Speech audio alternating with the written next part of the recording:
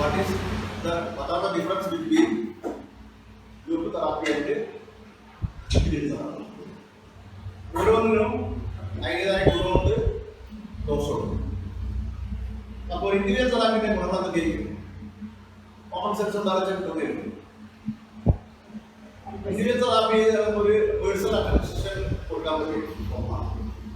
അതുകൊണ്ട് തന്നെ ഇൻഡിവിജ്വൽ പറ്റിയുള്ള കൂടുതൽ ഡീറ്റെയിൽസ് നമുക്ക് കട്ട് ചെയ്യാനും ഇൻഡിവിജ്വലി തന്നെ നമുക്ക് സമീപിക്കുന്നു. അതുകൊണ്ട് തന്നെ കുറച്ചും കൂടി എളുപ്പത്തിൽ അല്ലെങ്കിൽ നിശ്ചയമായും പരിഹാരത്തിലേക്ക് പോകാം.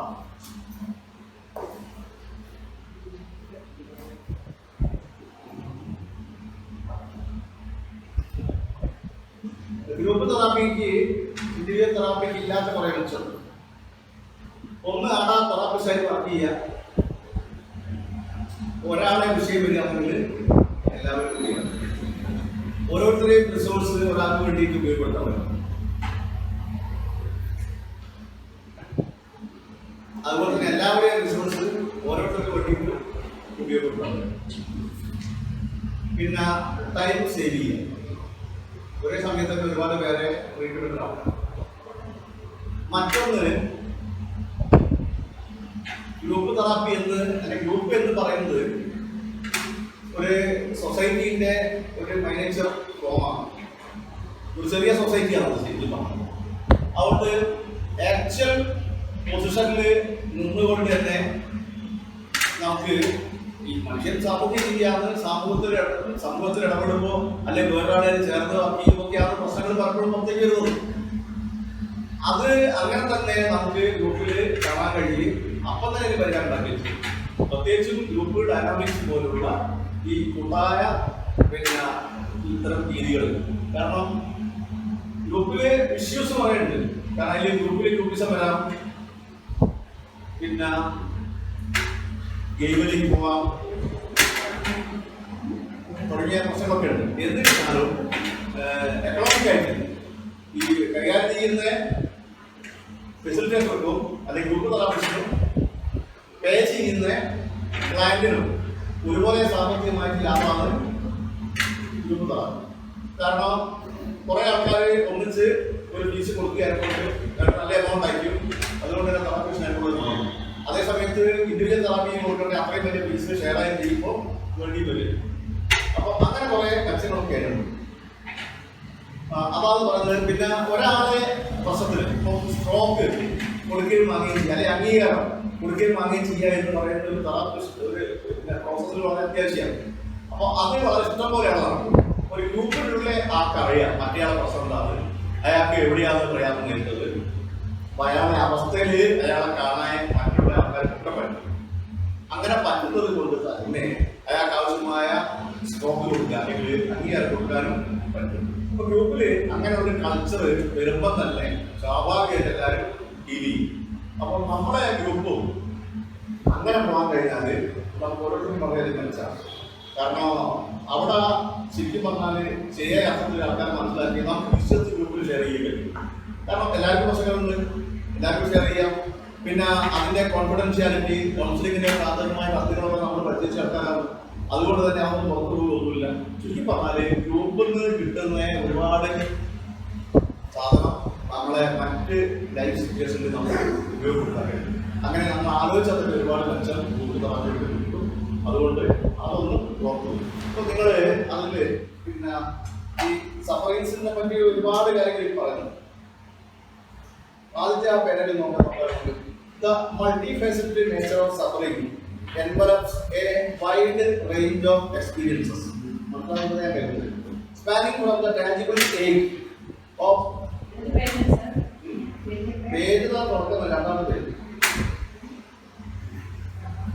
കഴിഞ്ഞ ദിവസം കുറെ നോക്കിയതാണ്. ഇതെല്ലാം നോക്കിയത് ഇതൊരു പ്രത്യേക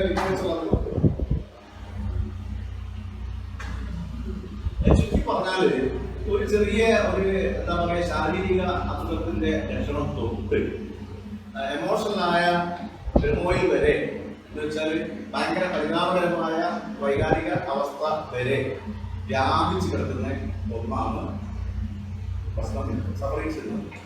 രണ്ടാമത്തെ ഒരു കാര്യം എന്താ വെച്ചാൽ സഫറിങ്സ് എന്ന് പറയുന്നത് കേവലം പ്രശ്നത്തിന്റെ ലക്ഷണത്തിനെ നമുക്ക് ശകലമല്ല, അതിലപ്പുറത്തേക്ക് പോകണം. അതാണ് പിന്നെ പറയുന്നത്. This extends beyond the immediate discomfort, delving into the innermost recesses and of the mind and soul. Suffering takes on various forms. It can be internal marks of past traumas. Past traumas are the weight of unresolved conflicts, the persistent grip of anxiety, or the suffocating clock of depression. Depression, ഇതൊക്കെ ഇതിന്റെ ലക്ഷണമാണ്. എന്ന് വെച്ചാൽ ഈ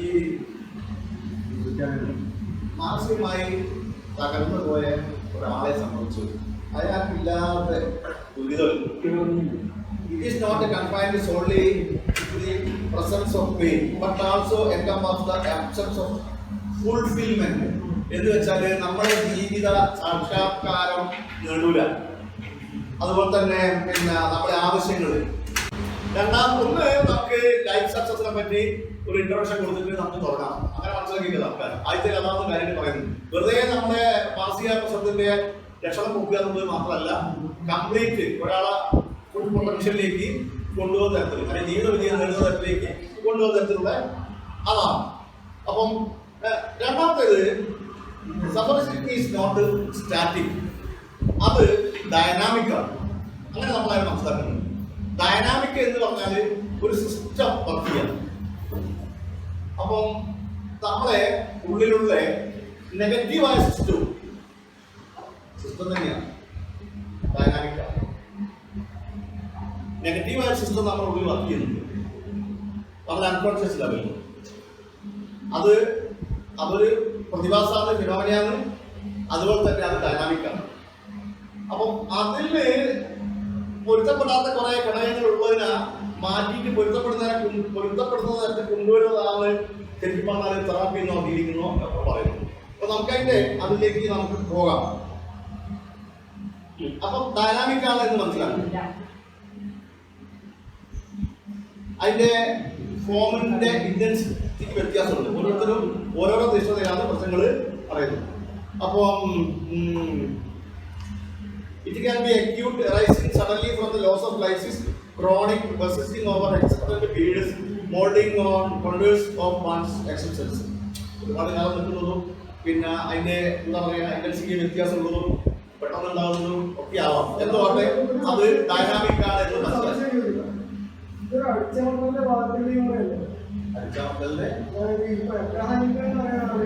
American president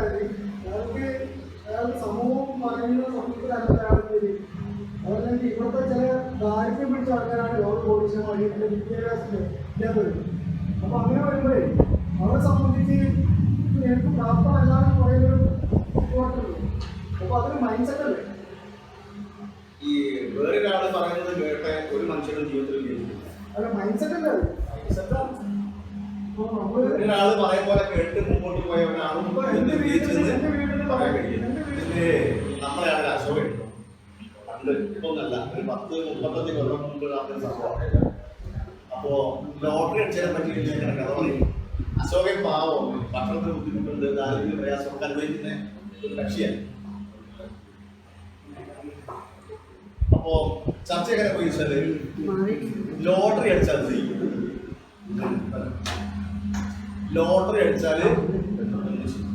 അന്ന് ഈ ബാലുശ്ശേരി മഹിമ എന്ന് പറയുന്ന ഹോട്ടലിന്റെ പേര് മഹിമയാണ്. അപ്പൊ അവിടെ ബിരിയാണിയൊക്കെ ആദ്യം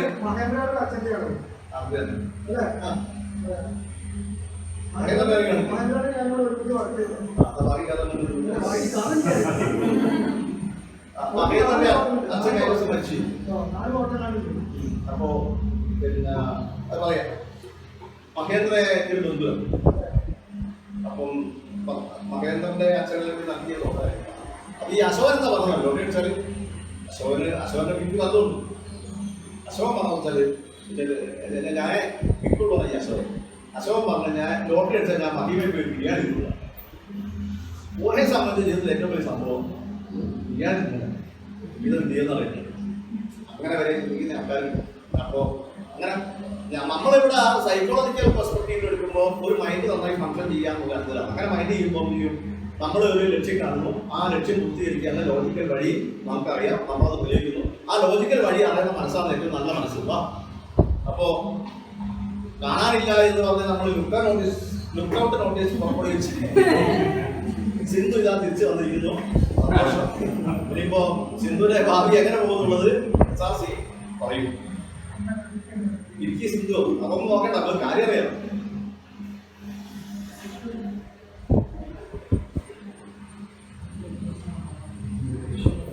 ഒന്നത് ഏത് നമ്മൾ ഒരു പോയിന്റ് അത് എഴുതണം. ഇത് പിന്നെ ഡൈനാമിക് ആണ്. വേറെ ഒന്ന് അൺകോൺഷ്യസ് ലെവലിലുള്ള ഇഷ്യൂസ് ആണ്. അടുത്ത കാര്യം വരുന്ന കാര്യമാണ്.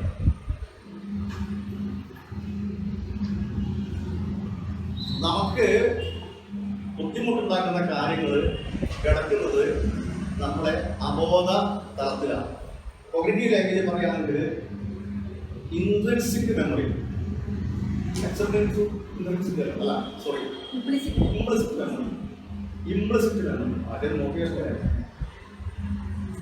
ഇംപ്ലിസിറ്റ് മെമ്മറി കിടക്കുന്ന കാര്യങ്ങൾ അതിനെ തിരിച്ചറിഞ്ഞ് തിരുത്താൻ അതൊരു രോഗമായ പണിയാണ്. കാരണം നമുക്ക് ഓർത്തെടുക്കാൻ പറ്റുന്നത് എന്ന് പറയുന്നത് നമ്മുടെ മനസ്സിലെ വളരെ കുറച്ച് കാര്യങ്ങൾ മാത്രമേ. അതിലപ്പുറം നടക്കുന്ന ഒരു മെക്കാനിസം ഉണ്ട്. ആ മെക്കാനിസത്തിലേക്ക് നമുക്ക് സ്വയം ഇറങ്ങാൻ കഴിയുക എന്ന് പറയുന്നത് വലിയ ബുദ്ധിമുട്ട്. അതിന് നല്ല ടൂൾ ആവശ്യം. നമ്മൾ അതിനെ പരിശോധിച്ച് നോക്കണമെങ്കിൽ സയന്റിഫിക്കലി പ്രൂവ് ചെയ്ത നല്ല ടൂള് എന്ന് നിങ്ങൾ പറയുമ്പോൾ വേറെ ഒരു രസപ്പെട്ട അങ്ങനെ തന്നെയാണല്ലോ. അതിനുള്ള ഒരു ഉപകരണം ഇങ്ങനെയുള്ള ടൂളുകൾ കുറെ വികസിച്ച് വന്നിട്ടുണ്ട്. സൈക്കോ അനാലിസിസ് ഒരു ടൂളാണ്, അതിന്റെ തിയറീസും. അപ്പോൾ ഫ്രോയിഡ് കണ്ടെത്തിയ ബോധത്തിന്റെ അല്ലെങ്കിൽ മനസ്സിന്റെ സ്ട്രക്ചറലായിട്ടും ടോപ്പോളജിക്കലായിട്ടുള്ള വിശകലനങ്ങൾ അതൊരു ടൂൾ സെറ്റാണ്. നമുക്കതിനൊരു ടൂളായിട്ട് തന്നെയുണ്ട്. എറിക്ബേൺ കൊണ്ടുവന്ന സ്ക്രിപ്റ്റ് അനാലിസിസ് എന്ന് പറയുന്നത് വേറൊരു ടൂളാണ്. പിന്നെ ബിഹേവിയർ സയന്റിസ്റ്റുകൾ കൊണ്ടുവന്ന കുറെ ഡീസെൻസിറ്റൈസേഷൻ തുടങ്ങിയ കാര്യങ്ങൾ വേറൊരു ടൂളാണ്. CBT എന്ന ഒരു ജനറിക് നെയിമിൽ അറിയപ്പെടുന്ന DBT, അങ്ങനെ REBT എന്ന് പറഞ്ഞ കുറേ സാധനങ്ങളുടെ ടൂൾസ് വേറെ ഉണ്ട്. ഈ ടൂൾസിൽ ഏതെങ്കിലും ഒന്നെങ്കിലും നിലയിൽ പഠിച്ചിട്ട് സ്വന്തം നിലയ്ക്ക് അപ്ലൈ ചെയ്യാൻ കഴിഞ്ഞാൽ നമ്മൾ പെട്ടെന്ന് ഇമ്പാസ് പറഞ്ഞാൽ ഇടാകുളത്ത് പുറത്ത് കിടക്കാൻ കഴിയും. അപ്പം നമ്മളിപ്പോൾ ചെയ്യാൻ പോകുന്നത് നമ്മൾ ഇപ്പോഴത്തെ ഏകദേശം നമ്മൾ പഠിക്കാൻ പോകുന്നു ഈ ടൂൾസ് ഒക്കെ. അപ്പോൾ ഇതിന്റെ ഒരു പ്രത്യേകത ഒരു ടൂളും കംപ്ലീറ്റ് നമ്മളെ ക്യൂർ ആക്കുന്ന തരത്തിൽ അത്ര പെർഫെക്റ്റ് ആണ്. കാരണം ഇതിന്റെ ഒരു പ്രശ്നം എന്ന് വെച്ചാൽ വേറെ ഒരു ടൂളിൻ്റെയോട്ടല്ല ഇത് എംപിരിക്കലി അങ്ങനെ കൊണ്ടുനടക്കാൻ പറ്റിയ ഭൗതിക ശാസ്ത്രത്തിൻ്റെയോട്ടുള്ളതല്ല. ഇത് നമ്മളെ സ്പിരിച്വൽ ലെവലിലും മൈൻഡിന്റെ ലെവലിൽ കിടക്കുന്ന എന്താ പറയുക ഒരു ആശയലോകത്തെ സംബന്ധിച്ച് അല്ലെങ്കിൽ ഒരു കോഗ്നിറ്റീവ് ഏരിയയെ സംബന്ധിച്ച് ടൂളായിരുന്നു. അതുകൊണ്ട് തന്നെ മറ്റേ അത്ര കൃത്യതയും അത്ര വാലിഡിറ്റിയും അത്ര എന്താ പറയുക ഒരു ടെസ്റ്റിന്റെ ഗുണമില്ല, റിലയബിലിറ്റിയും ഇതിൽ കിട്ടിക്കണമെന്നില്ല. അതുകൊണ്ട് തന്നെ പലതരത്തിലുള്ള ടൂളുകൾ ഇന്ന് സൈക്കോളജിക്കൽ സ്കൂളിൽ ലഭ്യമാണ്. അതിൽ ഏറെക്കുറെ നമ്മൾ വിസിറ്റ് ചെയ്യുന്നുണ്ട്. അപ്പൊ ഓരോന്നോരോന്നും മനസ്സിലാകുമ്പോൾ നമ്മളിൽ തന്നെ അത് നമ്മൾ തന്നെയാണ് ക്യൂർ ചെയ്യുന്നത്, അല്ലെങ്കിൽ നമ്മൾ തന്നെയാണ് നമ്മളെ തെറാപ്പിസ്റ്റ്. അങ്ങനെ പറ്റൂ, നമുക്ക് തന്നെ നമ്മളെ ചികിത്സിക്കാനാവും.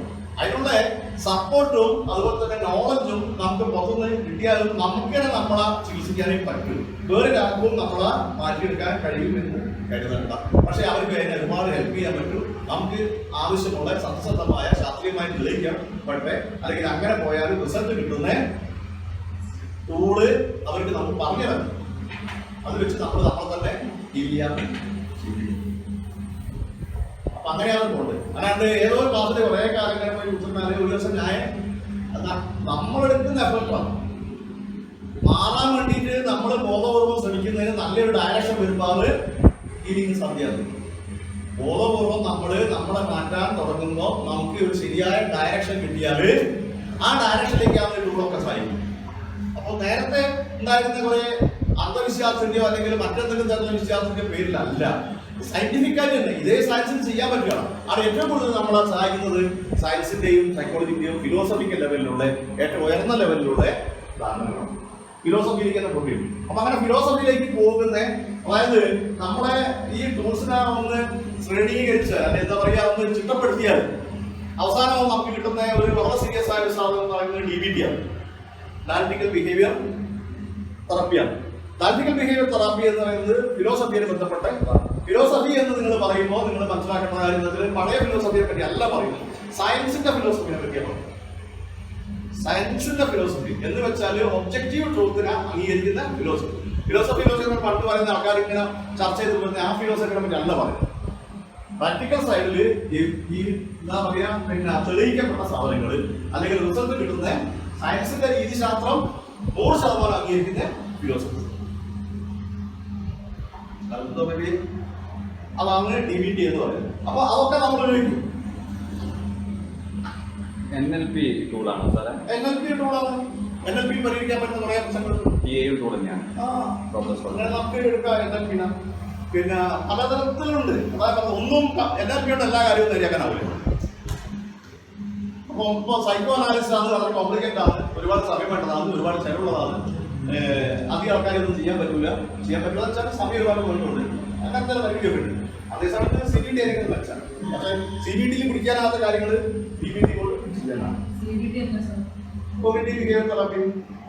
അപ്പം അതിൽ ആ വ്യക്തിയെ നോക്കുമ്പോൾ എക്സ്പ്ലോറിംഗ് ദിസ് സബ്കോൺഷ്യസ് മൈൻഡ്, അതിൽ ഞാൻ കഴിഞ്ഞ ദിവസം പറഞ്ഞത് ഇതിന് വേണ്ടതാണ് നമ്മളെ കമ്പാഷനേറ്റ് കരുണാർത്ഥമായ മനസ്സ്.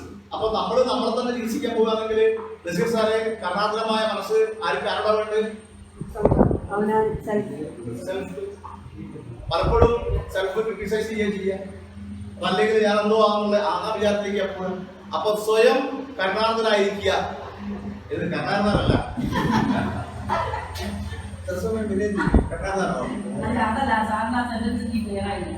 ഏത്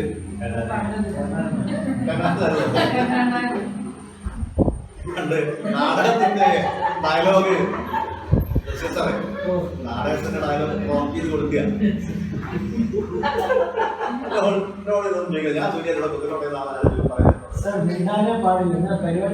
ഞാൻ ഞാനത് പറഞ്ഞു ഇവര് രണ്ടു എന്താ പറയാ നാട്ടൻ പറഞ്ഞ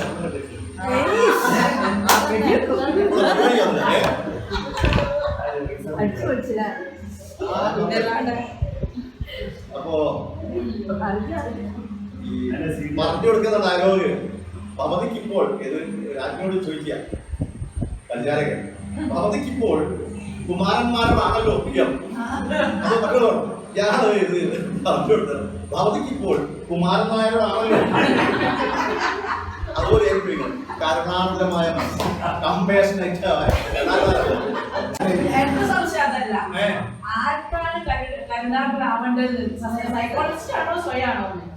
നമ്മൾ നമ്മളോട് കരുണാന്തരമായിരിക്കും. നമ്മൾ നമ്മളോട്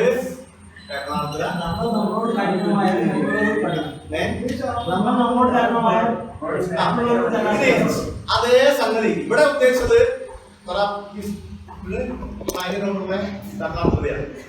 പക്ഷെ ഞാൻ പറഞ്ഞത് സ്വയം കർമാന്തരമായിരിക്കണം നമ്മൾ നമ്മളോട്. കാരണം എന്താ വെച്ചാൽ എല്ലാവരും കുറ്റബോധത്തിന്റെയും സെൽഫ് ക്രിട്ടിസൈസിന്റെയും സെൽഫ് ഡിഫീറ്റിങ്ങിന്റെയും ലൈലാണ്. ശരി, സ്വയം ശ്രമിക്കുന്നുണ്ട് അതിനി നിർത്തിക്കാറ് ആ സ്വയം ശ്രമിക്കുക. അപ്പൊ അതാ ഞാൻ പറഞ്ഞത്, നമ്മളോട് ആദ്യ സ്ഥലത്ത് നിങ്ങള് ഇനി ആരാക്കാക്കല്ലേ നമ്മളോട് കുറെ കുറ്റം വന്നേക്കും അതിനുണ്ടോ അപ്പൊ അത് കമ്പേഷനേറ്റ് ഓബ്ജക്റ്റിനെ ഇനി ഹ്യൂമൻ സഫറിംഗ് ഈസ് കോംപ്ലക്സ്. അത് നമ്മൾ അന്ന് പറഞ്ഞ ബയോളജിക്കലാണ്, സൈക്കോളജിക്കലാണ്, സോഷ്യലാണ്. അത് മൂന്ന് ഓർമ്മയാണ് വളരെ പ്രധാനപ്പെട്ടതാണ്. നമ്മൾ ഈ പ്രശ്നം എന്ന് പറയുന്നത് 3 പെർസ്പെക്റ്റീവ് നമ്മൾ കാണുന്നുണ്ട്. 3 ലെവലിൽ അതിൻ്റെതായ പരിഹാരമുണ്ട്. ബയോളജിക്കൽ ആണെങ്കിൽ നമുക്ക് വെച്ച് കളിപ്പിക്കേണ്ട, ഡോക്ടറെ പറഞ്ഞയക്കുക, ന്യൂറോ ട്രാൻസ്മിറ്ററുടെ വ്യത്യാസമെങ്കിൽ അത് തരും, ചോക്ക് വേണമെങ്കിൽ അത് തരും. അതുപോലെ ബയോളജിക്കൽ ഇടപെടൽ അതായിരിക്കും, നമുക്കതിന് യാതൊരു കുഴപ്പമില്ല. ചിലതൊക്കെ ഇതൊക്കെ കഴിഞ്ഞാൽ സ്റ്റെത്തോസ്കോപ്പോ മറ്റേ പ്രഷർ നോക്കുന്ന സാധനം എന്താ പറയുക, അതൊക്കെ അതിങ്ങനെ കുത്തിരിക്കും. അതോ വലിയ സംഭവം ഇതിൻ്റെ താഴെ പഠിക്കുന്ന ഞാൻ കണ്ടിട്ടുണ്ട്. എൻ്റെ കൂടെ പഠിച്ച ആൾക്കാർ ഞാൻ ഒരു ദിവസം വെറുതെ കാണാൻ പോയോ മുമ്പിൽ പിന്നെ പറഞ്ഞ പ്രഷർ നോക്കുന്ന സാധനമുണ്ട്, ഇതൊക്കെ എന്ത് ചാടാ കാണിക്കാൻ ആരംഭിക്കാനും നമുക്കാവും എടുക്കാൻ അധികാരമില്ല. അല്ല ഓരോ എന്നെ ബി.പി ചെക്ക് ചെയ്തിട്ട് അതായിരിക്കില്ല. ബയോളജിക്കൽ ഫാക്ടർ, സൈക്കോളജിക്കൽ ഫാക്ടർ, അതിലേ നമുക്കെന്ത് ചെയ്യാനുള്ളൂ. ഇനി പിന്നെ സോഷ്യൽ ഫാക്ടർ എന്ന് പറയുന്നത് സാമൂഹ്യമായ മാറ്റം വേണ്ട സാധനമാണ്. അതിന് ലിലീഷിനെ പോലെ ആൾക്കാരൊക്കെ കച്ചവടം അറിയുകയും സാമൂഹ്യ വിപ്ലവം നടത്താൻ അപ്പോൾ ആ ലെവലിൽ നടക്കണം. അത് ഞാൻ താമസമല്ല, എല്ലാ കാര്യങ്ങളും പേഴ്സണലി പരിഹരിക്കലാണെന്ന് വിചാരിക്കണ്ട. സോഷ്യൽ സിസ്റ്റത്തിന്റെ കുഴപ്പത്തിലുള്ളതാണെങ്കിൽ അങ്ങനെ തന്നെ പരിഹരിക്കണം. അതിന് വേണ്ട മൂവ്മെന്റ് കാര്യങ്ങളൊക്കെ അതൊക്കെ നമ്മുടെ നാട്ടിൽ എത്രയോ നടന്നതാണ്. ഈ നവോത്ഥാന പ്രസ്ഥാനവും അതുപോലെ എന്തല്ലോ ലിറ്ററസി മൂവ്മെന്റ്, അങ്ങനെ ഇപ്പൊ കുറെ ഈ പറഞ്ഞ പലതും ഈ ജനകീയമായ ക്യാമ്പയിൻ സംഘടിപ്പിച്ചുകൊണ്ട് സർക്കാരും എല്ലാവരും ഈ ഒന്നിച്ചു ചേർന്നുള്ള പരിപാടിയാണ്. അല്ലാതെ ഏതെങ്കിലും ഒരു പൊളിറ്റിക്കൽ പാർട്ടിയുടെ ഭാഗത്തുള്ള പരിപാടിയെ പറ്റി അല്ല ഞാൻ പറഞ്ഞത്. അതെ, അങ്ങനെ നടക്കേണ്ട കാര്യമാണ്. ഇപ്പൊ ലിറ്ററസിന്റെ കാര്യങ്ങളൊക്കെ അങ്ങനെ നടന്നതാണ്. എല്ലാവരും ഉണ്ടായിരുന്നു ഈ സാക്ഷരതാ പ്രസ്ഥാനത്തിലും. അപ്പൊ അങ്ങനെയുള്ള പരിഹരിക്കേണ്ട വിഷയങ്ങളുണ്ട്. അപ്പൊ 3 ലെവലുണ്ട്: ബയോളജിക്കല്, സൈക്കോളജിക്കല്, അതൊരു പാരഗ്രാഫ് പോകും. ഇനി ഹോളിസ്റ്റിക് പെർസ്പെക്റ്റീവോ അടുത്ത പേര അതെടുത്താൽ മതി. പ്രധാനപ്പെട്ട പോയിന്റ് ആയിട്ട് ഇത് holistic perspective on human subject. നമുക്ക് ഒരു സമഗ്രമായ കാഴ്ചപ്പാട് വേണം. അപ്പോ നേരത്തെ ഞാൻ ഒരുപാട് ടൂൾസിനെ പറ്റി ഞാൻ പറഞ്ഞു. ഈ ടൂൾസിനൊക്കെ നമ്മൾ ഇന്റഗ്രേറ്റ് ചെയ്തെടുക്കണം. ഇന്റഗ്രേറ്റ് ചെയ്തെടുക്കുക എന്ന് പറഞ്ഞാൽ ഇതെല്ലാം കൂടി അർത്ഥപൂർണമായിട്ട് യോജിപ്പിക്കുമ്പോൾ കിട്ടുന്ന ഒരു സാധനമാണ്. അപ്പൊ ഇന്റഗ്രേഷൻ മലയാളത്തിൽ പറയാ ഉഗ്രത എന്ന് പറയും. ഉഗ്രതിക്കുക എന്ന് പറഞ്ഞാൽ വെറുതെ ഉഗ്രതത്തില് 10 എലിമെന്റ് ഒന്നിച്ചു കൂടിയ 10 ഐക്യം കിട്ടുക, അതിന്റെ മേലൊരു സാധനം കിട്ടുക. അങ്ങനെയാണ്.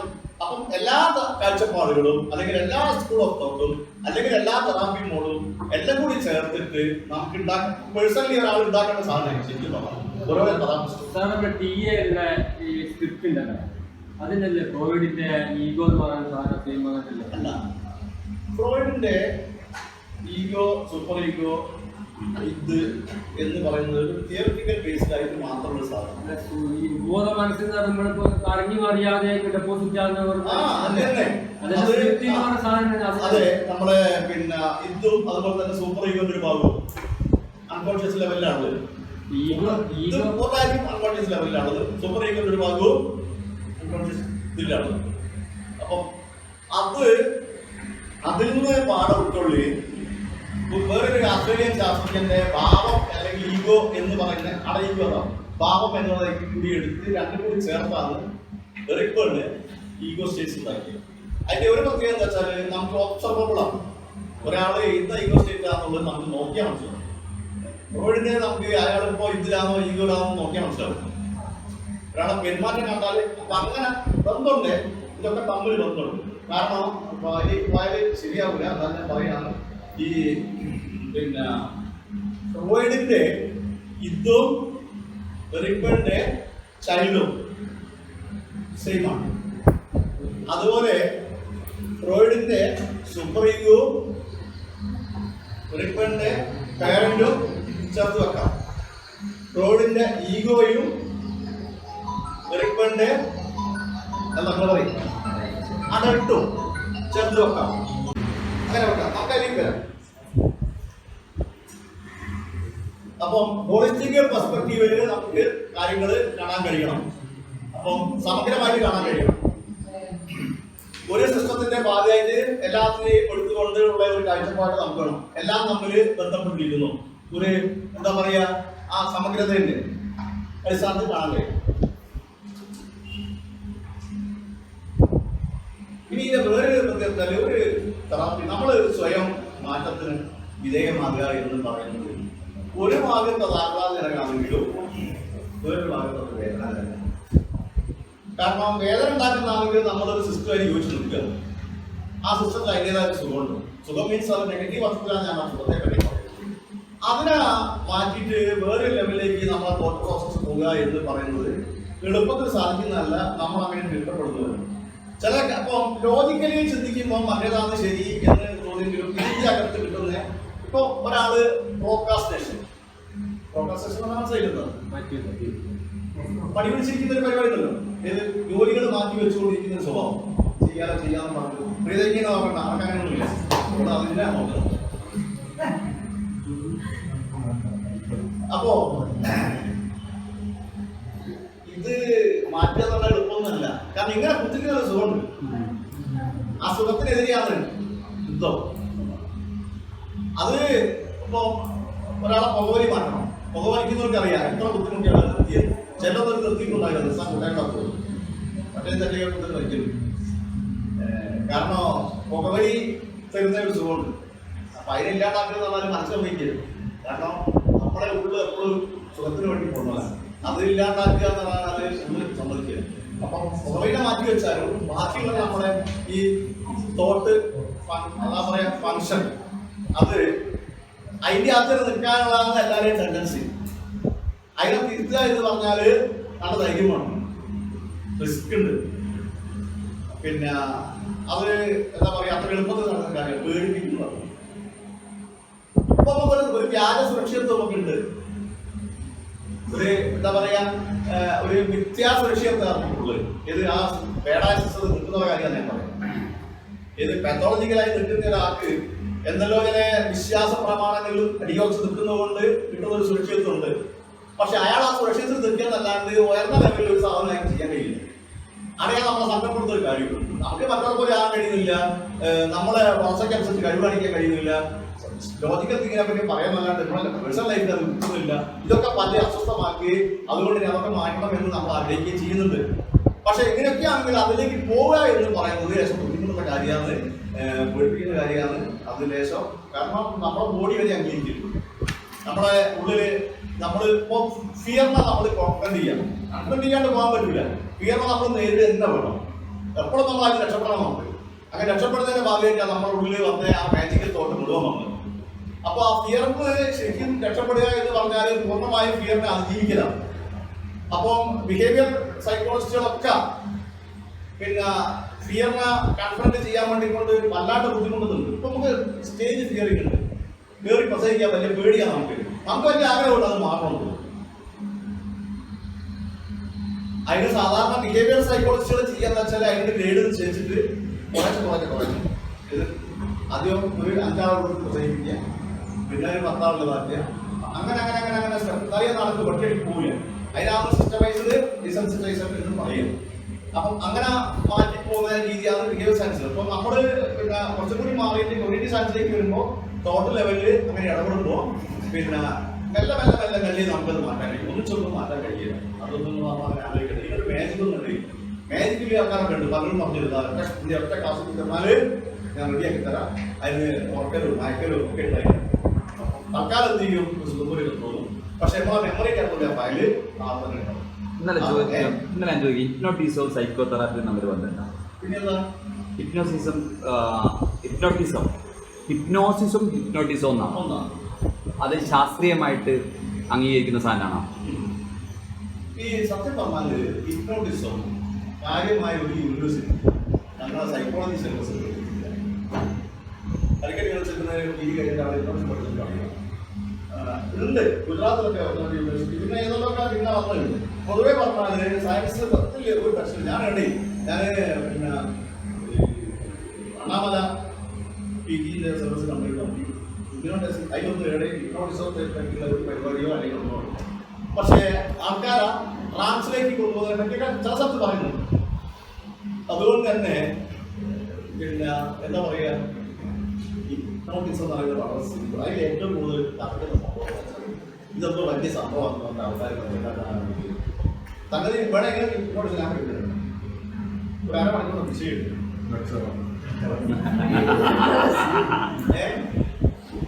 അരമണിക്കൂർ വിഷയമില്ല. പക്ഷെ ഇതൊന്നും ആരും പറഞ്ഞു വലിയ സംഭവമാക്കിയത് 5000 ഫീസ് 12,000 2 ദിവസം വർക്ക്ഷോപ്പ് അങ്ങനെയൊക്കെയാണ് പറയുന്നത്. 1/2 മണിക്കൂർ വിഷയം അപ്പോൾ ഞാൻ നിങ്ങളറിയാം ഞാൻ 32,000 രൂപ കൊടുത്തില്ല. ഞാൻ ബാങ്കിന്റെ പിടുത്തം മനസ്സിലായി. സത്യം 3 സ്പെല്ലിന് പാലയിൽ ഒരു സൈക്കാട്രിക്ക് പൈസ കൊടുക്കുക. ഇതെന്തോ ഒരു പുറത്ത് നിൽക്കുന്ന ആൾക്കാർക്ക് ഇങ്ങോട്ട് എന്തോ സംഭവം അത് മനസ്സിനെ കൊണ്ട് വായിക്കലാണ്. നിങ്ങളൊരു കാര്യം മനസ്സിലാക്കിക്കൂടി ഒരാളെ ഈ സമ്മതമല്ലാണ്ട് ഓരോ മനസ്സിലൊരു സാധനം കിട്ടാൻ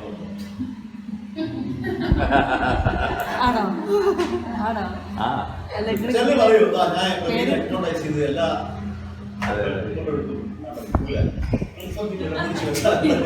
ഒരാള് വിചാരിച്ച പടച്ച തമ്പുരാൻ വിചാരിച്ചാൽ പോലും ഇയാളെ ഇനിയോളം മുൻകൂടി സമ്മതിച്ചില്ല എന്ന് ചോദിക്കുന്ന കുത്തം ഞാൻ പറഞ്ഞോളാം. പിന്നെ ഇയാൾ പറയില്ലേ സമ്മതം ആദ്യം എടുക്കലാത് ഇതിന്റെ സജസ്റ്റിബിലിറ്റി നോക്കുക. പറഞ്ഞാല് പ്രശ്നമല്ല എന്നൊരു ബോധ്യം ഇയാൾക്ക് ഉണ്ടെങ്കിൽ, അങ്ങനെ ഒരു ബോധ്യം ഇയാൾക്ക് ഉണ്ടാക്കിയെടുക്കാൻ കഴിയും. എനിക്ക് ഇയാൾ ഉണ്ടാക്കിയെടുക്കാൻ കഴിയുന്നുണ്ടെങ്കിൽ ഇയാൾക്ക് പറഞ്ഞെടുത്താൽ കുഴപ്പം.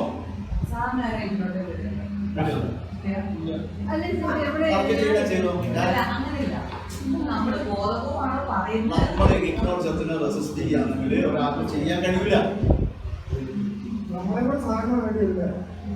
അതേ നടക്കൂ, വേണ്ടിയതല്ല.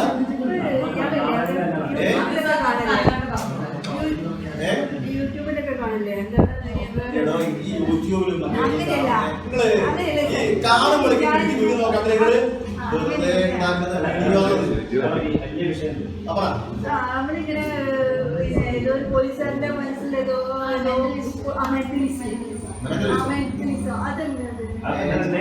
മാജിക് എങ്ങനെയാ ഒരാൾ തൊപ്പിയിലുള്ളത് മോയിലെടുക്കുന്നത്? എനിക്കവിടെ അതുണ്ടല്ലോ എന്നുള്ളത്. എന്നാലും ഉമ്മക്ക് അങ്ങനെ ഒരു തോന്നൽ ഉണ്ടാക്കാൻ അയക്കാറുണ്ട്. അയാള് തൊപ്പിയിലുണ്ടാകുന്ന മോനുള്ളത്, അയാളെ കൊണ്ടിട്ടുണ്ടാകുന്ന മോനുള്ളത് ഉമ്മക്കറിയും. നമുക്ക് അങ്ങനെ ഒരു തോന്നൽ ഉണ്ടാക്കാൻ അയാൾക്ക് പറ്റുന്നുണ്ട്. അതിന് വേണ്ട രീതികൾ അയാൾക്ക് അറിയാം. അത് തന്നെയാണ് അല്ല, മുതുകാട് സാർ നാളത്തെ പത്രം ഇന്ന് ഇറക്കുമല്ലോ, മാതൃഭൂമി പത്രം നാളെ ഇറങ്ങുന്നത് ഇന്ന് ഇറക്കും. വെറുതെ പറയാതെ പക്ഷെ അത് സാറ് പറഞ്ഞ പോലെ തോന്നലാണിത്.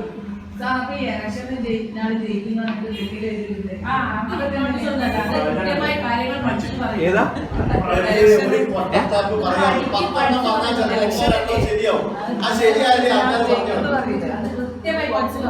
ഇപ്പൊ അല്ലെന്നേ, ഇപ്പൊ അടുത്തൊരു പ്രവചനം ഇല്ലേ, ഇത് സുനാമി വരും എന്ന് പറഞ്ഞിട്ട് പിന്നെ കേട്ടിട്ടില്ല അതിനെപ്പറ്റി. അതെ, ഈ ഒട്ടാകെ എല്ലാവരും പേടിച്ച് നടന്നിരുന്നു. ജപ്പാനിലൊക്കെ എത്രയോ ബിസിനസ് ഒക്കെ ഡൗൺ ആയിട്ട് അയാൾ ചുമ്മാ 1-2 നടന്നു കഴിഞ്ഞാൽ അത് കുക്കിങ്ങനെ പറഞ്ഞാൽ ഇതൊക്കെ നല്ല രസമുള്ള ഈ ആദൈവങ്ങളില്ലേ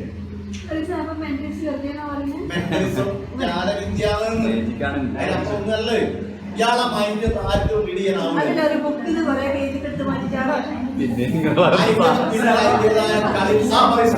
ഇന്നലെ നമ്മുടെ സലാം സത്യത്തിൽ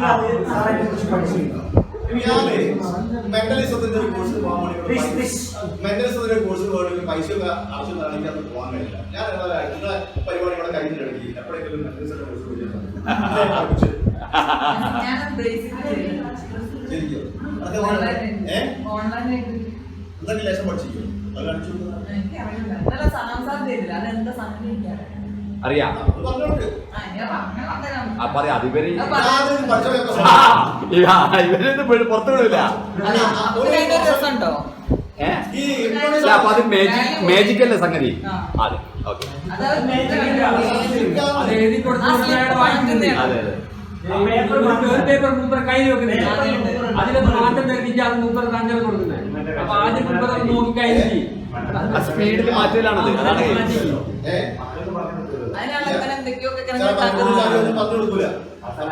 അയാള് പറഞ്ഞാകുമ്പോ മകനോട് ലൈഫ് പോയി ചെയ്യും. ആ രഹസ്യം സത്യത്തില് നോളജ് പറയുന്നത് ഷെയർ ചെയ്യാനുള്ളതാണ്. അത് ഷെയർ ചെയ്ത് പോകണം. ഇക്കാര്യത്തില് നിഷ്കർത്തരോ അല്ലെങ്കിൽ പിന്നെ എന്താ പറയാ, കാരണം ഒരാള് കഴിഞ്ഞാൽ ഇല്ല. പക്ഷെ ഒരു കാര്യം ഇതിന്റെ നിങ്ങൾ ഇങ്ങനത്തെ മിസ്റ്റേക്കിലൊന്നും വിശ്വസിക്കണം. എന്തോ ജാലവിദ്യ അല്ലെ എന്തോ കാര്യം ഈ പൊതുവേ നമ്മളെ മനസ്സിന്റെ ഒരു സ്വഭാവം എന്ന് വെച്ചാൽ ഇങ്ങനെ മാജിക്കൽ സൊല്യൂഷനിലേക്ക് പോകുന്ന പ്രവർത്തനം ഉണ്ട് മനസ്സിലുണ്ട്.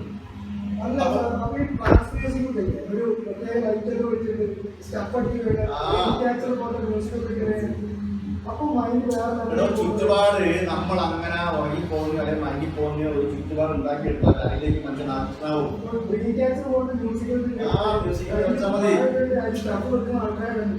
ഈ ആൾദൈവങ്ങളെ മുറി പോയിട്ടുണ്ടോ? ആൾദൈവങ്ങളെ മുറി പോയിട്ടുണ്ടോ? അവിടെ ഇവർ ആഗ്രഹിച്ചൊരു മനസ്സുണ്ടാക്കാൻ പറ്റുന്ന ഒരു എൻവയറമെന്റ് ഉണ്ടാക്കിയിട്ടുണ്ടോ? മ്യൂസിക് ഉണ്ടാവും, പിക്ചർ ഉണ്ടാവും, പാടാ ഒരു വിജയം ഉണ്ടാവും. കർച്ചോ വിജയം എന്നാണ് പറയുന്നത്. വിജയം എടുത്ത് ഞാൻ സർക്കാരിന്റെ കാര്യം പറയാൻ വേണ്ടി പോയത്. വിജയം എന്താ വിചാരിച്ചാല് പിന്നെ എന്തോ അറിയാൻ വേണ്ടി വന്ന ഏത് ഭാവി ഫലം അറിയാൻ വേണ്ടി വന്നതെന്ന് വെച്ചാൽ വിജയൻ എന്ത് ചോദിച്ചാൽ ആടെ ഒരു പരദേവതയുണ്ട്. പരദേവതന്റെ സേവയുണ്ട് ആർക്ക്? വിജയൻ. അപ്പോൾ പരദേവത ആരെങ്കിലുണ്ട്? വിജയൻ. അതായത് വിജയനും പരദേവതനെ എടുക്കാനാണ്. അതിന് ആദ്യം തന്നെ എന്താ പറയുക, പരദേവതനെ എടുക്കുക. അപ്പോൾ ഞാനിത് എടുക്കുന്ന കാഴ്ച കണ്ടു. ഈ എൻ്റെ മുമ്പിലെത്തി അപ്പം പരിപാടി തുടങ്ങി. വിജയൻ എന്ന് വെച്ചാൽ ഞാനൊക്കെ പറഞ്ഞൊരു കുറെ പിടിച്ച് പിന്നെ ആ വിജയന്റെ കണ്ടപ്പോൾ വൈകോട്ട് പോയി വേറെ ലെവലിലേക്ക് പോയി വിജയൻ. വിജയൻ എന്ത് ചെയ്തു? എന്നോട് ഇങ്ങനെ പറയാൻ തുടങ്ങി, ഗുരുവായൂരിൽ കൊടുത്ത് നടത്തും അത് പിന്നെ ഭാര്യയ്ക്ക് ഭയങ്കര ദേഷ്യമാണ്. പിന്നെ നിങ്ങൾ ആ സ്ഥിരമായി പോയിരിക്കുന്ന സ്ഥലങ്ങളിൽ അതത്ര നല്ലതാണ്, അതാണ് നിങ്ങൾ മാറ്റം. പിന്നെ അരേൻ്റെ മേലോട്ട് പ്രശ്നങ്ങൾ വരാൻ സാധ്യത. ഇങ്ങനെ ഒരു 5ാമത് ഭാര്യ ഞാനിങ്ങനെ രസിച്ചിട്ടില്ല, എനിക്കൊരു വിശ്വാസമില്ല. അതുകൊണ്ട് ഞാൻ തമാശയായിട്ട് എഴുതി. അവസാനം കുറച്ച് മഞ്ഞപ്പൊടിയും കുറച്ച് അരിമണിയൊക്കെ ചേർത്ത് കുറിച്ചോന്നാണ് ഞാൻ അവസാനം അല്ലെങ്കിൽ സാധനം കൊടുക്കും.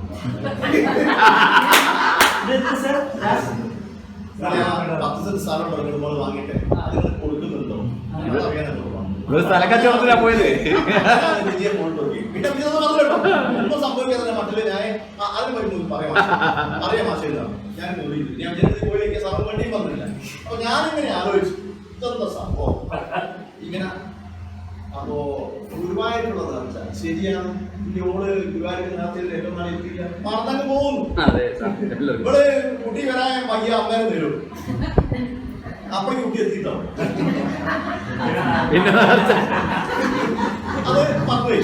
അങ്ങനെ പല പ്രാവശ്യം 10 നേരത്തെ നടന്നുണ്ടെങ്കിൽ 4-5 ഓർമ്മയുണ്ട്, ബാക്കിയൊക്കെ മറന്നു പോകും. പിന്നെ അവിടെ എത്താണ്ടിരിക്കില്ലേ. ഇത് ആ ഒരു ബുദ്ധി പോലെ എപ്പോഴും നേർച്ച എല്ലാം ഓർമ്മ ഉണ്ടാകും. ആ ആവശ്യം കഴിഞ്ഞാൽ അതങ്ങ് വന്നു. പിന്നെ രണ്ടാമത്തെ കാര്യം എന്ന് വെച്ചാല് ഭാര്യ ഇത് ഭാര്യയ്ക്ക്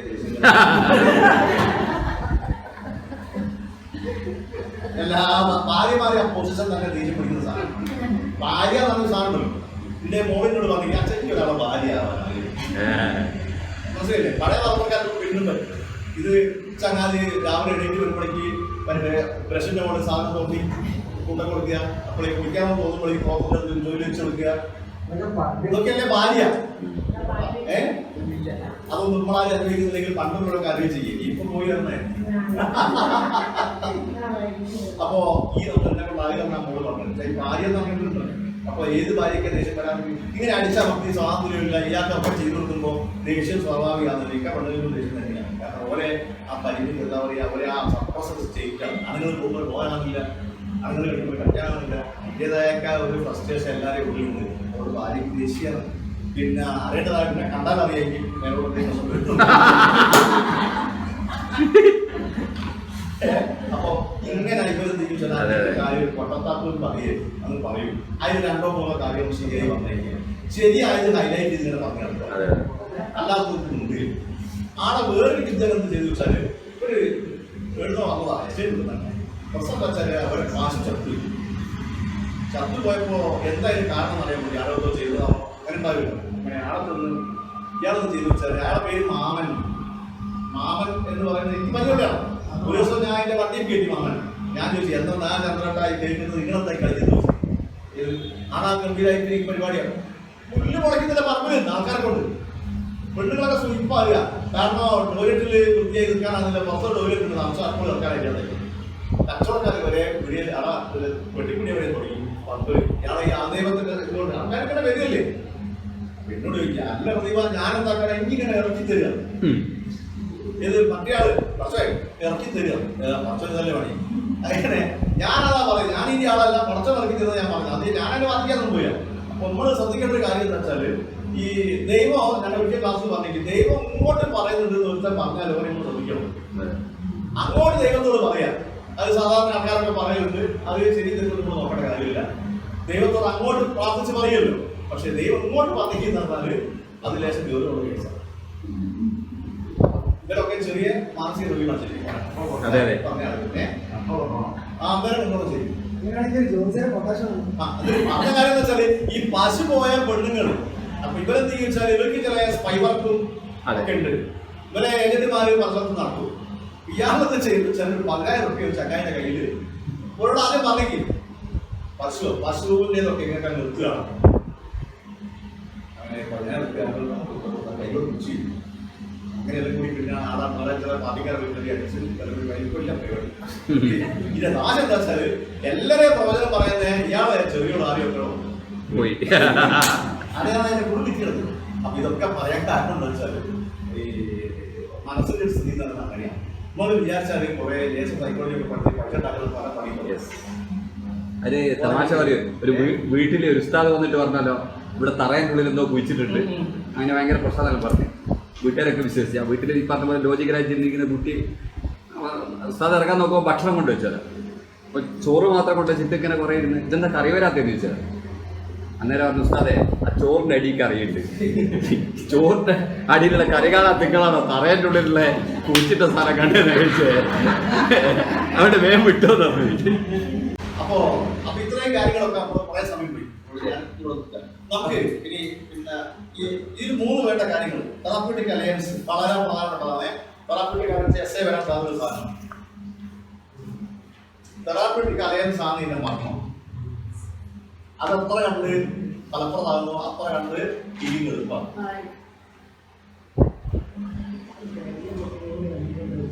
അപ്പം അടുത്ത 4ാമത്തെ പേര് തെറാപ്യൂട്ടിക് അലയൻസ്. അതിനകത്ത് പറഞ്ഞ 3 സാധനമുണ്ട്. 3 നമ്മൾ പ്രത്യേകമായിട്ട് ഓർമ്മിച്ചെടുക്കണം. What is the role of trust in therapeutic alliance എന്ന് ചോദിച്ചാൽ ട്രസ്റ്റിനെ പറ്റി എഴുതാനാണോ, അതല്ലെങ്കിൽ what is the role of empathy എന്ന് ചോദിച്ചാൽ എഴുതാനാണോ? 3 ഹീലിംഗിന് അത്യാവശ്യമുള്ള സാധനം. ഞാൻ ഓരോന്നോരോന്നായിട്ട് പറയുന്നത് അത് ഇമ്പോർട്ടൻ്റ്. തെറാപ്യൂട്ടിക് അലയൻസ് എന്ന് പറയുമ്പോൾ നമ്മൾ മനസ്സിലാക്കി വെക്കേണ്ട കുറേ കാര്യങ്ങൾ.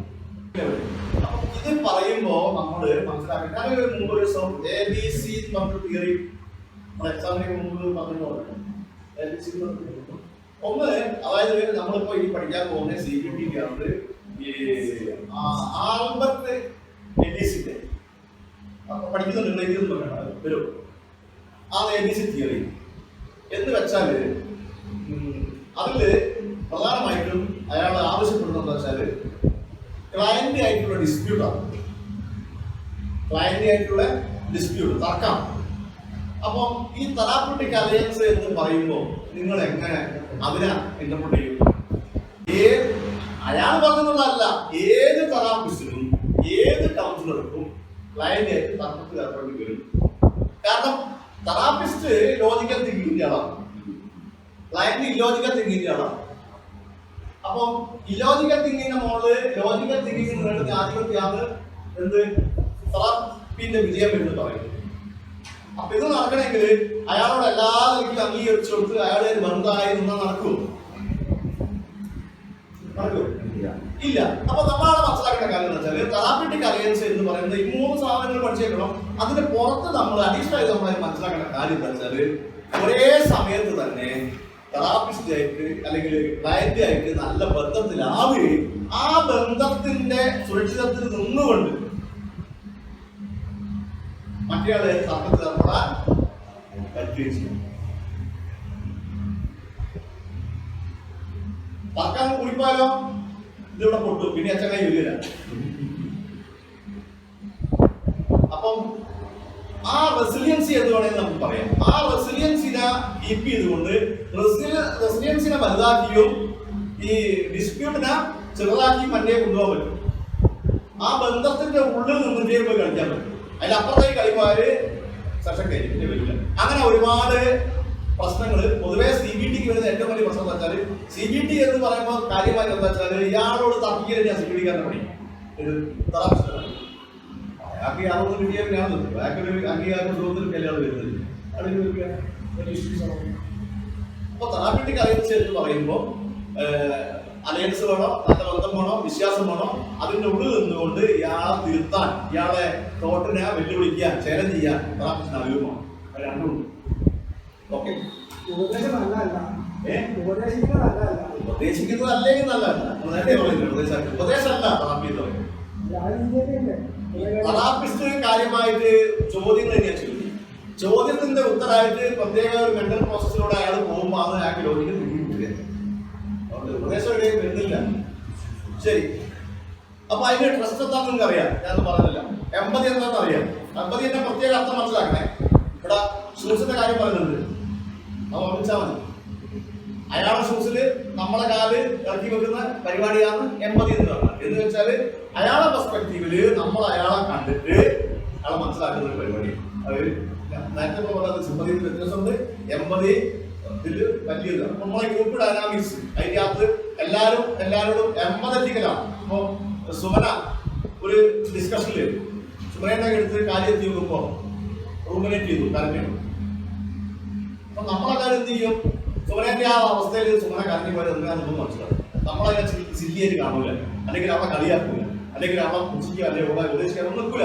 അതിനുള്ള പെർമിഷൻ അവർക്കുണ്ട്. അത് തന്നെ കരഞ്ഞോട്ടെ നമ്മൾ വിചാരിക്കും, നമ്മൾ അവരെ ചേർത്ത് നിൽക്കുകയും ചെയ്യും. അപ്പൊ ആരാണ് എമ്പതി വർക്ക് ചെയ്യും? അയാളുടെ വെറുതെ സിമ്പതി എടുക്കുന്ന പരിപാടിയല്ലോ. അപ്പൊ എമ്പതി അതുപോലെ തന്നെ ഒതന്റിസിറ്റി അല്ലെങ്കിൽ ഒതന്റിസിറ്റി അതും ഇത് കാര്യമായിട്ട് ഈ കാൾ റോജേഴ്സിന്റെ ഹ്യൂമനിസ്റ്റിക് അപ്രോച്ചിന്റെ അകത്ത് വരുന്നതാണെങ്കിലും എല്ലാ തെറാപ്പിക്കും ഇത് ബാധകമാണ്. സത്യസന്ധമായിരിക്കുക എന്ന് പറഞ്ഞാൽ എന്താണ്? ഈ തെറാപ്പിസ്റ്റിന് കുട്ടിയാക്കാത്തൊരു കാര്യമാണ് പറഞ്ഞത്. അയാൾ പറഞ്ഞതിനുള്ള അനുഭവം ഞാൻ അനുഭവം കാണിക്കലാന്ന് തന്നെ അവിടെ പറയുക. അല്ലാണ്ട് ഒരു അന്ധവിശ്വാസവും തെറാപ്പിസ്റ്റിനെ അപ്പോൾ അങ്ങനെ വളർന്നു വരും പലപ്പോഴും.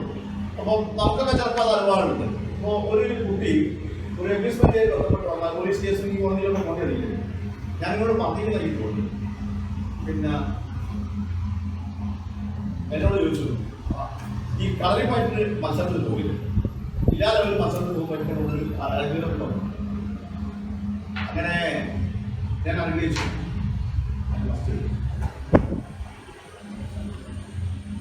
കുറച്ച് കഴിഞ്ഞ് സ്റ്റേറ്റ് ലെവലിൽ മത്സരത്തിൽ അത് വീണ്ടും വന്നിട്ടുണ്ട്. ഞാൻ വളരെ ആത്മാർത്ഥമായിട്ട് അനുഗ്രഹിച്ചു. ഇപ്പൊ ഞാനായി വരിക, ഞാൻ ആരായിട്ട് വരിക? കുട്ടിക്ക് ദിവ്യനായിട്ട് വരിക.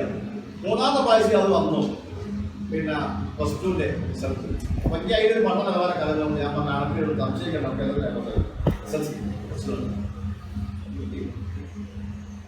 നാലാമത്തെ പ്രാവശ്യമോ എൻ്റെ അടുത്തോട് വന്നു, സാർ ഇങ്ങനെ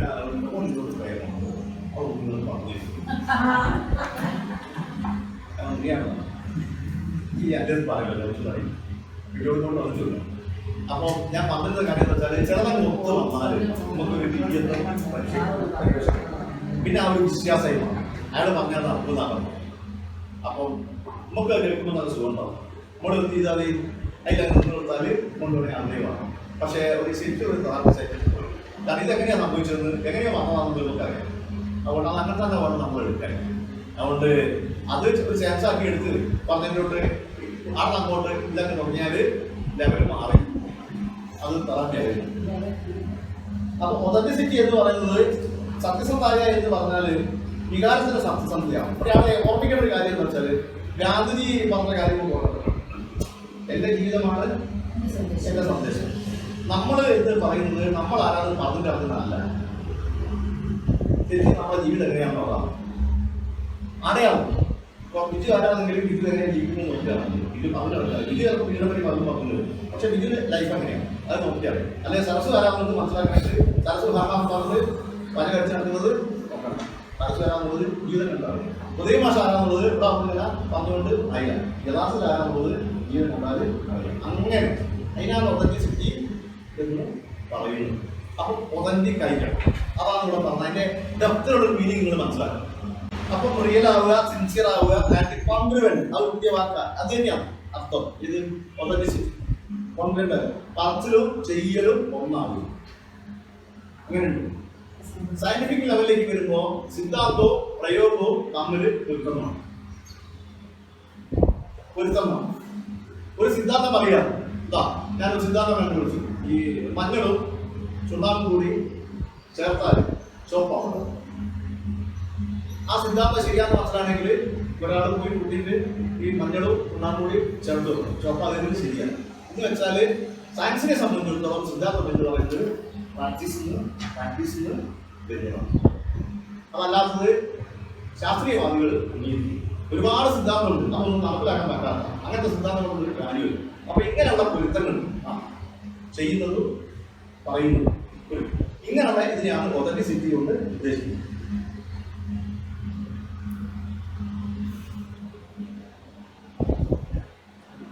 നിങ്ങൾ നോക്കിയാൽ പിന്നെ അതിൻ്റെ ഓരോ തെറാപ്പിസ്റ്റ് നോക്കണം. കമ്പേഷൻ അവിടെ വരുന്നതാണ്. പിന്നെ പ്രൊഫഷണൽ കോമ്പറ്റൻസ് വളരെ പ്രധാനപ്പെട്ടതാണ്. കഴിവന്നെയാണ് തെറാപ്പിസ്റ്റ്. ഇപ്പം എന്തെങ്കിലും സാധിക്കുന്ന കാര്യമല്ലേ. ഒരാളെ ട്രീറ്റ് ചെയ്ത് ഇയാളാക്കുക എന്ന് പറയുന്നത് വാഗ്ദാനം കൊണ്ടാണെങ്കിൽ പോലും. പിന്നെ കൾച്ചറൽ സെൻസിറ്റിവിറ്റി നോക്കണം. Personal growth and self care. Self care വളരെ പ്രധാനപ്പെട്ടതാണ്. അത് നേരത്തെ പറഞ്ഞിട്ടുണ്ട്.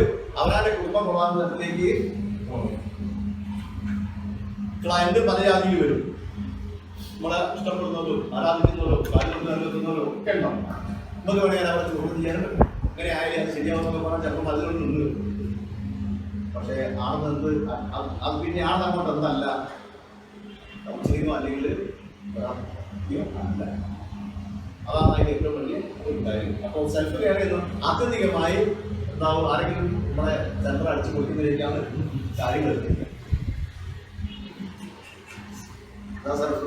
പെണ്ണുങ്ങൾ പഠിക്കാൻ വരും ആണുങ്ങൾ. അതായത് പിന്നെ സ്വന്തം ഭർത്താവ് ഒഴിവാക്കി വേറെ ഭർത്താവിനെ സ്വീകരിച്ച് പെൺകാണാൻ ശ്രമിക്കുകയാണ് വിട്ടുവല്ല.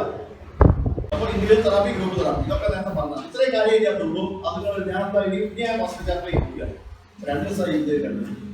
ഇനി നമുക്ക് പിന്നെ അന്ന് പറഞ്ഞ ഇത് കുടിച്ചു പോയാൽ വായിച്ചു കൊടുക്കാം. ഈ കൾച്ചറൽ സെൻസിറ്റിവിറ്റിക്കൊക്കെ വലിയ പ്രാധാന്യമുണ്ട്. അത് ഞാൻ കുറച്ച് കാണുന്നത്. കാരണം ഒരു കൗൺസിലിംഗ് സെറ്റിംഗ്സിൽ എല്ലാ വിഭാഗക്കാരെയും തൃപ്തിപ്പെടുന്ന ഒരിതാണ്. അല്ലെങ്കിൽ ഏതെങ്കിലും ഒരു കൾച്ചറിലുള്ള വിശ്വാസത്തിൽ അങ്ങനെ അടച്ച് ആക്ഷേപിക്കേണ്ട കാര്യം. ഇപ്പോൾ അമ്പലത്തിൽ പോയിട്ട് പിന്നെ കഴിഞ്ഞ ദിവസം അങ്ങനെ അനുഭവം കിട്ടി. ആ അമ്പലത്തിൽ എല്ലാ കാര്യങ്ങളൊക്കെ നടത്തുന്നില്ല. പക്ഷെ അതിന്റെ ആദ്യം കയറിയിട്ട് ആദ്യത്തെ വേഷം കിട്ടിയ പറയുന്ന കാര്യം മൊത്തം പറഞ്ഞു. അപ്പൊ അതുപോലെ ഈ ഒരാളെ വിശ്വാസ പ്രമാണത്തിൽ ഉറച്ചു നിൽക്കും. എന്തിനാ വിശ്വാസ പ്രമാണത്തിൽ ഉറച്ചു നിൽക്കുന്നത്? അയാളുള്ള ഫിയറിന് ഒരു പരിഹാരം അതാണ്. അപ്പൊ ആ ഫിയർ പോകാൻ വിശ്വാസം ആൾ വിടൂല. ബദല് അയാളുടെ ഉള്ളിൽ ഒന്ന് ഉണ്ടാക്കി കൊടുക്കുന്നവരെ അയാളെ വിശ്വാസം തുടരുകയും ചെയ്യും. ആ ബദൽ ഉണ്ടാക്കി കൊടുക്കാതെ നമ്മളെ പണി. അപ്പം എന്ത് ചെയ്യും? ആ അന്ധവിശ്വാസങ്ങളൊക്കെ അന്നേരം അങ്ങനെ ഒഴിഞ്ഞ് വീഴും. എന്ന് വെച്ചാൽ ഈ കുളം കുഴിക്കുമ്പോൾ കുറ്റി കൊല്ലാൻ പോകും. കുറ്റി കുറിക്കാനായി പിന്നെ നടക്കണം. അന്ധവിശ്വാസം ഉണ്ടെങ്കിൽ ശരിയായ എഡ്യൂക്കേഷൻ കൊടുക്കുമ്പോൾ അന്ധവിശ്വാസങ്ങൾ കൊഴിഞ്ഞ് വിടാൻ തുടങ്ങും. ഒരാൾ നേരിട്ട് അന്ധവിശ്വാസത്തിനെതിരെ ഫൈറ്റിങ്ങളിൽ ഞാൻ പങ്കെടുത്ത് പോകും. അല്ലെങ്കിൽ പുല്ല് നടത്തിയിട്ടൊന്നും കുറിക്കാൻ പോകുന്ന കാര്യമില്ല. ഇതിലൊന്നും വലിയ കാര്യമില്ലാന്ന് സ്വയം ബോധ്യപ്പെടുന്ന തരത്തിലേക്ക് അയാൾ പിന്നീട് മാറിക്കോളും. അതുവരെ നമ്മൾ ക്ഷമിച്ച് നിർത്തേണ്ടതാണ്. അല്ലെങ്കിൽ കാര്യം ഉണ്ടാവില്ല വരില്ല. അപ്പം പിന്നെ അതൊക്കെ അതിൽ നോക്കാം. ഇനി നമുക്ക് ഒരു കാര്യം ചെയ്യാം. ഇനിയിപ്പോൾ ഞാൻ അതിൻ്റെ ഒരു മോഡ് നമ്മൾ എടുക്കാൻ പോകും.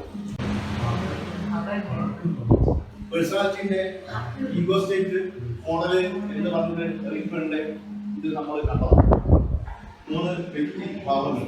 അതിൽ പിന്നീട് വന്ന സംഭവിച്ചത് നമ്മള് കണ്ടതാണ്. ഓർത്ത് ഒന്ന് പൊടിതപ്പെടാം. അതാ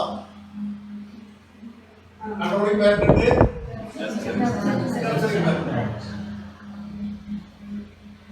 ഇവിടെ റീച്ചാലിന്റെ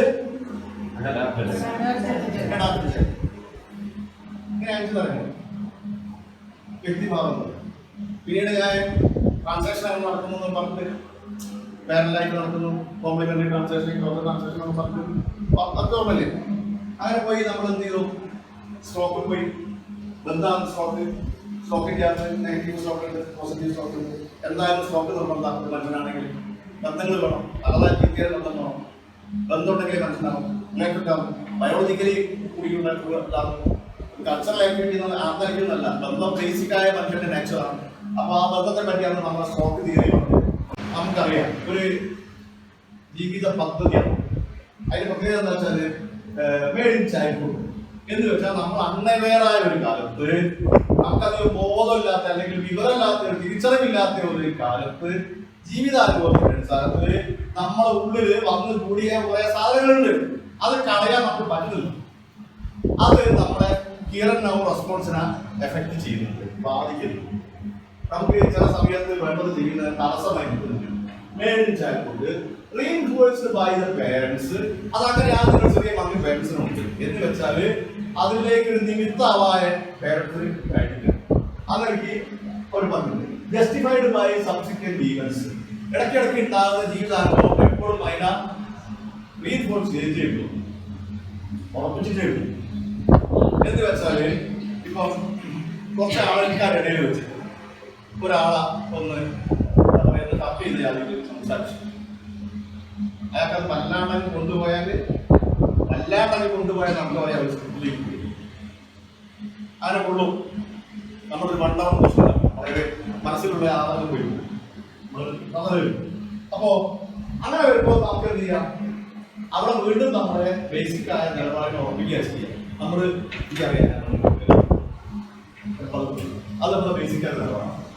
അതാണ് ഈ പറയുന്നത് ജസ്റ്റിഫൈഡ് ബൈ സബ്സിക്വന്റ് ഈവൻസ്. പിന്നീടുണ്ടായ ഓരോരോ തിരിച്ചടികളിലും നമ്മൾ അത് ഉറപ്പിച്ചിട്ടുണ്ട്. നമ്മുടെ അനുഭവത്തിൽ തന്നെ പറയും. ചിലപ്പോ ഒരു ഹസ്ബൻഡേറ്റോ അല്ലെങ്കിൽ മക്കളേറ്റോ ആരെയായിട്ടുണ്ട് ഒരു ഗെയിം കഴിഞ്ഞാൽ തൊഴിൽ പറഞ്ഞ കാര്യമുണ്ട്, അല്ലെങ്കിൽ എനിക്കറിയാം നിങ്ങളായിട്ടും എന്ന് പറയും. അപ്പൊ അതൊക്കെ ഈ സബ്സിക്വന്റ് ഈവൻസ് ആണ്. And culminating in A chosen alternative. Culminating in A chosen alternative എന്ന് പറഞ്ഞാൽ ഒരു നെഗറ്റീവായ ഒരു സ്ക്രിപ്റ്റ് ഉണ്ട്, ഒരു ക്ലൈമാക്സ് ഉണ്ട്. അത് പലപ്പോഴും എന്തായിരിക്കും മോശം എന്ന് വെച്ചാല് ബേർഡ് സ്ക്രിപ്റ്റിനെ 3 ആയിട്ട് തരംതിരിച്ചിട്ടുണ്ട്. അത് നിങ്ങളോട് ഞാൻ പറഞ്ഞിട്ടില്ല. 3 ആയിട്ട് തരം. ഒന്ന് ലോസേഴ്സ് സ്ക്രിപ്റ്റ്,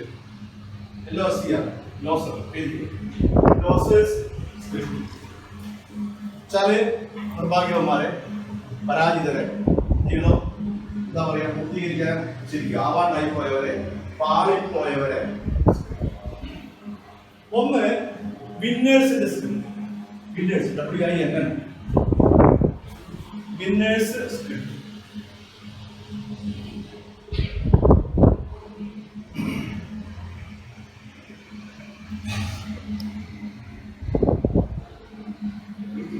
അപ്പൊ നസീർ സാറ് പറയാൻ ശ്രമിച്ചത് കുറെ ലോസേഴ്സിന്റെ സ്ക്രിപ്റ്റ് ആണ് ഇല്ലേ?